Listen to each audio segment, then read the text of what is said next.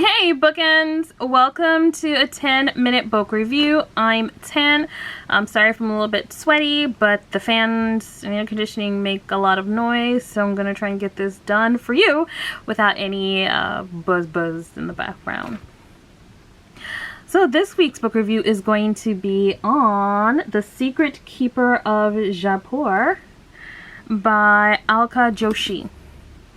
So we like to start off every book review with a star point, as in out of 10 stars, how many stars did this particular book garner, as well as a rating, as in if this was a movie or a TV show, what would it be rated? This is a little bit tricky, so star point, 100% a 10.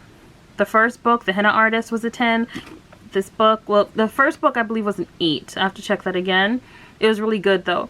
And this book is a 10. Rating wise though, if this was a movie, I'm pretty sure that any of the acts are, first of all, none of the acts that are done in this book are in detail. I believe there's only like one sex scene, and it is very artistically written, so you're not going to learn how to do anything from this, and you're also not going to I don't think anyone is going to find any enjoyment within themselves while reading this in a sexual way. Let's put it like that. So I would probably say this is a PG-13. If it was on television, it would probably be like, not TVMA, maybe TV-13. But yes, jumping right on in. So this book has 3 points of view. We have Lakshmi, who's my girl from the first book. We have Malik, who's my boy from the first book, and then we have someone new, Nimi. So a lot of things have happened since the first book. If you read the first book, you know that it ended with them going to the, I know I was raised calling them the Himalayas, but apparently we've been saying them wrong. It's the Himalayas. So now you know. But yes, so the first book ends with them going to the Himalayas. That is Lakshmi, her sister, and Malik all going to the Himalayas with Dr. J because he's offering her a position at the clinic that they have out there. So now Lakshmi and Dr. J are married. My boy Malik is grown. And so you know how hard, I don't want to say this isn't a spoiler because basically it's something that's known at the beginning of the book. It's something we didn't see in the last book, but it's something known at the beginning of this one. So you know how Lakshmi's sister fought so hard to keep the baby. She was Madonna, she was Kelly Osbourne, she was like, and I'm keeping my baby. 4 months later, she gives the baby up for adoption. She's like, oh my god, babies are work? You have to work to take care of babies? They're not just cute. Yeah, she figured out that babies are a lot of work, especially for a 13-year-old girl. And so she decided to give her baby up to a trusted family friend who's now raising the baby under the name of Makel, I want to say. So Lakshmi's sister, she doesn't really play a big role in this book. We know from the beginning that she is living in Paris with her French husband, Pierre. And he's an architect who she met while he was vacationing in the Himalayas when she was 18. So she's a...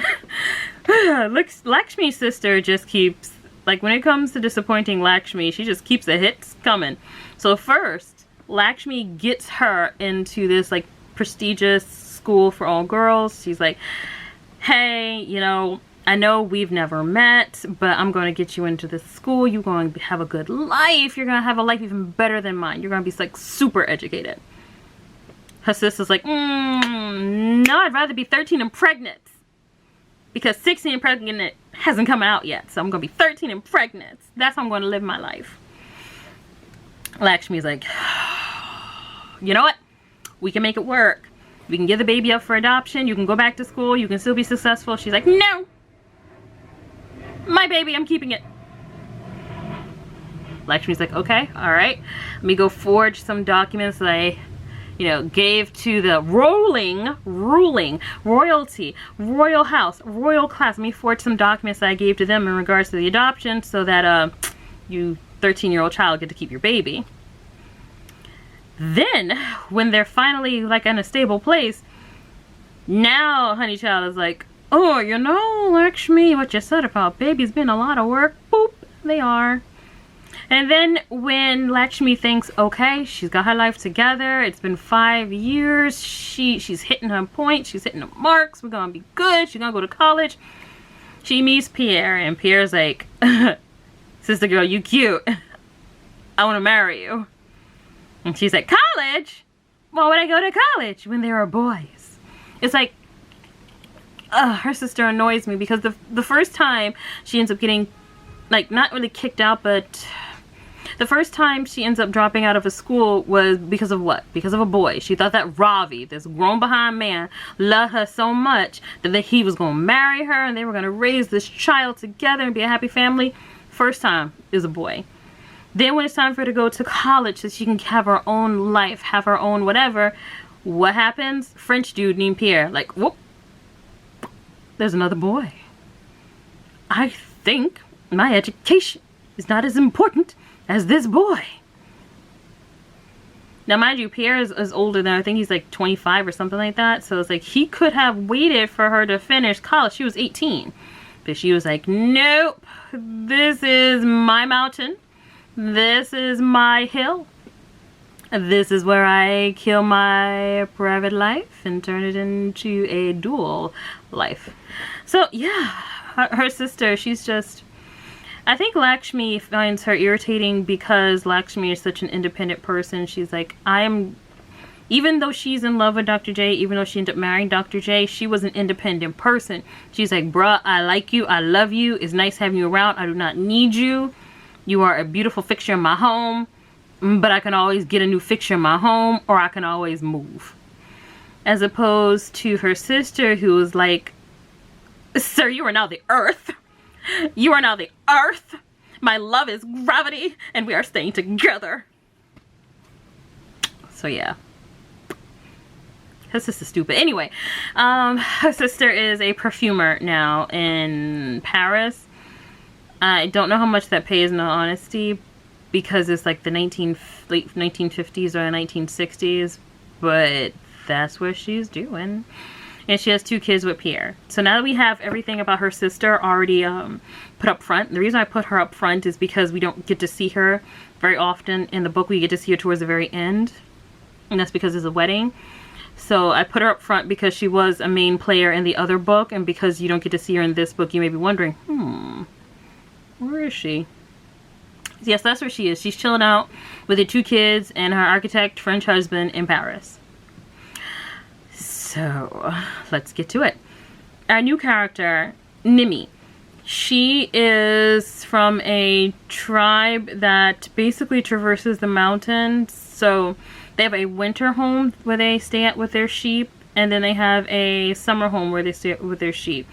And by summer and winter homes, I don't mean like, oh, I'm posh, I'm rich, I live here and I live there because the weather is better. No, they're nomadic in the way that they travel between 2 or 3 specific points every year as a way of staying ahead of the weather.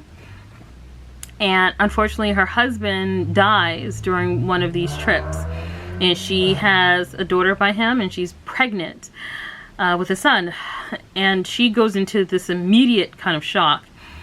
And when she comes back to, and she, I don't want to say wakes back up because I believe she's awake for the whole thing, but mentally she's not there because she legit just saw her husband cascade off the side of a mountain. But when she comes back into herself, she realizes that she's had a son, and that the persons who have helped her to give birth to her son were Lakshmi and Jay. Because even though her people are from the mountain, they do come down, or should I say into the valley where Lakshmi and Jay have their clinic. So Nimi decides, you know what? I got a son. My son can end up like Dave. Dave is her husband who died. So my son can end up like Dave, and I don't want that to happen. So I would rather just stay here and not do that whole back and forth thing. I just knocked over something. I don't know what it was, but we're just gonna keep going. Anyway, so while she's like selling flowers and stuff, because that's what she does now, she I would call a strip mall under a modern definition. I would say it probably would be a strip mall. But imagine if there was a place where there were just a bunch of stalls and every stall had something for sale. Like a con. If you've ever been to any of the cons before, Book Con, Comic Con, any con, but there's just a bunch of stalls and everyone has something different to sell, except this isn't a con, this is legit every day. So she sells flowers. She meets back up with Lakshmi because Lakshmi and Malik are like walking by, looking at stuff and like, oh snap, look at them flowers. Now, if you read the first book, you know that Lakshmi is an herbalist. She knows how to not only do henna, but also how to use different flowers and oils and things like that to help, I don't want to say heal people, but help have a palliative effect on people's ailments. Because of course, you know, oil isn't going to heal anything permanently, a flower isn't going to heal anything permanently, but it can do something to help alleviate the effect of whatever is being felt. So when she comes across the woman sees Malik. She's like, ugh, bruh, he cute. He totes cute. He cute. And Malik's looking at her. Now, Malik has a thing for strong women. He, you know, calls Lakshmi his auntie boss. It's nothing sexual or anything, but, you know, auntie boss. He was raised by a woman, well, semi-raised by a woman who was strong. So he has a thing for strong women. Like when he looks for a woman to couple with, he looks for someone who kind of has some strong attributes. Not overpowering attributes, but, you know, that they're able to take care of themselves. And he's someone who's just assisting. So my cat is just like ruining my life in the bedroom. I don't know what she's doing right now, but I love her. Please stop. Yeah. So they end up getting together, Nimi and Malik. They end up getting together, and oddly enough, they end up getting together sexually, which to me is, now mind you, there's no sex in the book, so it's not like they're getting together like sexually, like doing stuff, but it's heavily implied that they are. I think that's kind of odd, personally, just personally, because thinking back to the 50s and 60s, you just don't think about people having sex outside of marriage. But I guess if Lakshmi was doing it, I guess it was just a thing. What I wondered about wasn't so much the sex outside of marriage, because everyone's been creeping since creeping existed, but the ability not to have children. That's what I wondered about. Like, what was she doing not to have children, but by him? But anyway, Lakshmi is like, you know what? I sent this boy to school. If you remember Samir, I believe his name is, from the other book, the one that she had an affair with, I believe, was it him I believe he sent, yeah, I believe he paid for Malik to go to school, like at a prestigious all-boys school. So, and, you know, she was the one who facilitated that, Lakshmi. So Lakshmi's like, okay, I got one high school dropout / non-college kid that I was charged with raising, didn't even want to, but had to. Then I got this other kid that I'm raising. It's like, so, and he just finished college, school, like whatever. So, no, you not fitting to tie my baby down with your 2 kids. Mind you, she has like, Nimi has like a 3-year-old and a like brand new kid, basically. So Lakshmi's like, bro, you going over to auntie and uncle's house. Back to Jaipur. Back to Jaipur. No, you're not fitting to do this to me. So Malik goes back to Jaipur and he's learning how to do contract work and stuff like that. And when I say that this book has some delicious drama, the drama is delicious. Now, I don't know about anyone else. I prefer drama that doesn't involve real people and could never affect me. Because then it's just fun. It's not hurting anyone, it's just fun. This book gives both. 1, it's a historical fiction, and 2, it's based someplace that's like 1,000 miles away. So like 50 years ago and 1,000 miles away, I'm game. Take me there. So there's like a lot going on. So if you remember Ravi from the first one, he was like the playa dude who was like sleeping with legit anything that would open up for him, like any store that would open for him, he was going in for business. He's now married to the girl who Lakshmi set him up with, like advised his mother to like set them up with. They have 2 kids. And if you remember, what's her name? Sheila, something like that. When she first met Malik in the other book, or Malik, they say Malik. So when she first met Malik in the other book, she's like, ew, a filthy Muslim. Ew. But when she sees Malik now, all grown, all posh, all educated, she's like, oh, hello.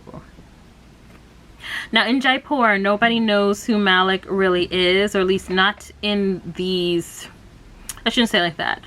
So Samir knows who he is, and a few select other people, like the people who he's staying with, they know who he is, but like everybody else is like, who is this person? He's using the last name Abbas, and so like, who is this Abbas? He kind of cute, he making moves, who's Abbas? Like Malik's Abbas. Anyway, so like she's looking at him like, ooh, who are you? And he's like, you know, she's still pretty. Like I think the last time she saw him, he was 8 and she was 15, so there's not that big of an age gap, but she was pretty then, she's pretty now, and he can't help but notice that she's pretty. But pretty faces, whew. Her attitude ain't changed. Her attitude has not changed. She is still the same uppity, snippety, whatever-y person that she is. So, I'm not going to give away too much because, you know, as interesting as it is still contemporary. So, contemporaries are, once again, a day in the life of, a month in the life of, a year in the life of. So, it's basically just a blink in the life of these characters. So, if I give away too much, then it's like, what's the point of getting the book if you've already heard everything?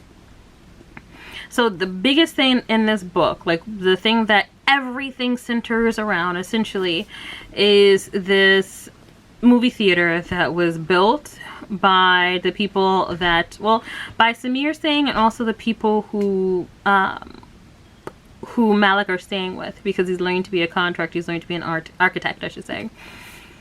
Now they build this beautiful movie theater that's supposed to look like the Pantheon in Hollywood.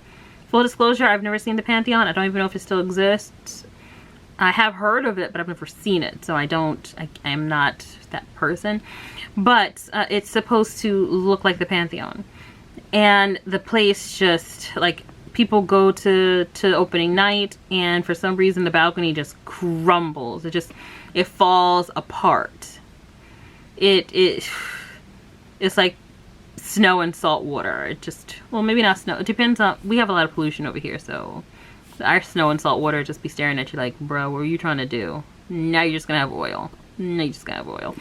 But yeah, like it just crumbles apart like bread and water, essentially. Like if you put a piece of bread in water, like it just crumbles apart. And so now the big thing is, the big mystery is, how did this beautiful, magnificently built building fall apart out of nowhere?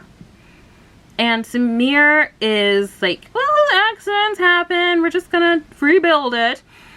And the guy that Malik is staying with and his family, the guy is like, I don't know what happened, I did everything I was supposed to, now they're gonna blame this all on me. And the royal palace, who commissioned the theater to be built, is like, we need a scapegoat. So either we're going to find the person who actually did it, or we're just going to blame it on this other dude who Malik is staying with. So the crux of the book is basically trying to figure out how this happened, and then also making sure that the right people who were responsible for it get the blame. There are some interesting things that were put in here. Let me just put the book down really quick. Nope, it's gonna fall. Okay, so there are some interesting things that were brought out here. There is a gay couple in the book, but something I found was very odd. Maybe it's a cultural thing, or maybe it's a time thing. It could be one or the other. So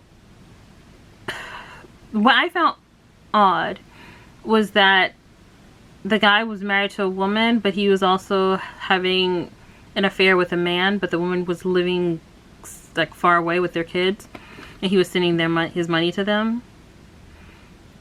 But what I found to be odd, I guess, is that everyone seemed to be either coupled with someone of the opposite sex or in a position to couple with someone of the opposite sex. Like, it seemed like no one was like Lakshmi in the first book just by themselves. And I don't know if that is because it was culturally seen as inappropriate or taboo to be by yourself at that time, or if it's just a culturally taboo thing to be in general in India. I honestly don't know. But I found that to be odd, that everyone was either in the process of coupling or had been coupled and then something happened, or was currently coupled with someone of the opposite sex. Also, my girl Lakshmi, as much as I love her, and I do love my girl Lakshmi, she funny. She funny. So you know how she had like a whole thing with Samir in the other book? Like, she only slept with him once, but it was like a whole thing that kind of dragged out.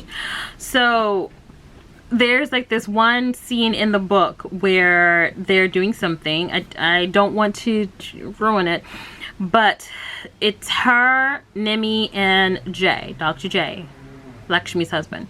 And the police come upon them, and they don't see Lakshmi because she's kind of in the cut. And Dr. J puts himself up front, and he's like, "Oh snap, you men have caught me. I was having an affair on my wife with this lovely lady." And Nimi's like, "Okay, let me unbutton my shirt a little bit. Let me play the part." So she unbuttons her shirt, and she's smiling. She's like, "Oop, I'm sorry, sirs. I'm sorry. We were just having a good time." And kind of to prove that the two of them were having an affair, even though they weren't, it was just an act, but to kind of prove that the two of them were having an affair, Dr. J kisses Nimi on the mouth. And Lakshmi sees it. She's like, shocked and appalled. Shocked and appalled. And when they get back home, she's still feeling it, like, you know, did he really like her? Because it seemed like he really liked her. That seemed like a "I really like you" kiss. Have they been kissing before? Because that seemed like it was practice. Even though Nimi has been married before, her husband's dead. So it's not like kissing a dude is something new to her. And Jay is literally married to Lakshmi, so kissing a woman isn't new to him. So the fact that they kissed each other like they knew how to kiss shouldn't be odd. But yeah, Lakshmi is like, "Oh my goodness, I can't do this. I can't deal with it. I can't." And Dr. J has to convince her. It doesn't take him long to convince her, but he has to convince her that he only has eyes and a heart for her. But I just think it's so funny. It's like she is so shocked and appalled that her husband kissed another woman that he didn't even really like. It was all an act. Meanwhile, she was literally laying up with another woman's husband. So that's kind of like, you know, ooh, hi pot. Yeah, you're black. But yes, I thought that was funny. I thought that was funny. That Lakshmi is like, "How could you do that?" But on the other hand, "Samir, you're really cute and I liked you. But you let your wife run." Yes, Samir lets his wife run things. Because she's his wife. So yeah, I find it interesting that the author made Lakshmi so flawed and multifaceted, like how Lakshmi doesn't want her own kids, but that doesn't mean she hates kids. She did her best to raise her little sister, who was like a wench in training, and she did her best with Malik, who actually took to what she was saying. So, and not in all things, he still kind of did things his way, but he only did them his way after she kind of gave him the reins to say, "Okay, listen, you know, I love you very much. I'm kind of micromanaging you. You do you. You do what's good for you. And I will be there to support you, because obviously my sister is living an entire life I didn't plan. So who am I to say you can't?" But yes, overall, it was a really, really, really good book. And the author writes these books in a way, like, I know that she said that this is going to be a 3-book series, but she writes every book in a way that if there was never another book written about these people, then you would still have a complete picture of their lives. Like, it doesn't feel like when the book ends, like, oh no, what happened? Like, no, when the book ends, you feel like you have a complete picture of their life for the moment that their life is over at that time. Which makes sense because the last book happened 12 years ago. And who knows the time period that the next book is going to skip over. But I can definitively say that if you didn't read the first book, you should, but it's not necessary for you to, because each book, even though it's a part of a series, acts like a standalone. Yes. This has been a 10-minute book review for The Secret Keeper of Jaipur. Thank you for watching. If you like what you see, please like and subscribe. Bye, Bookends.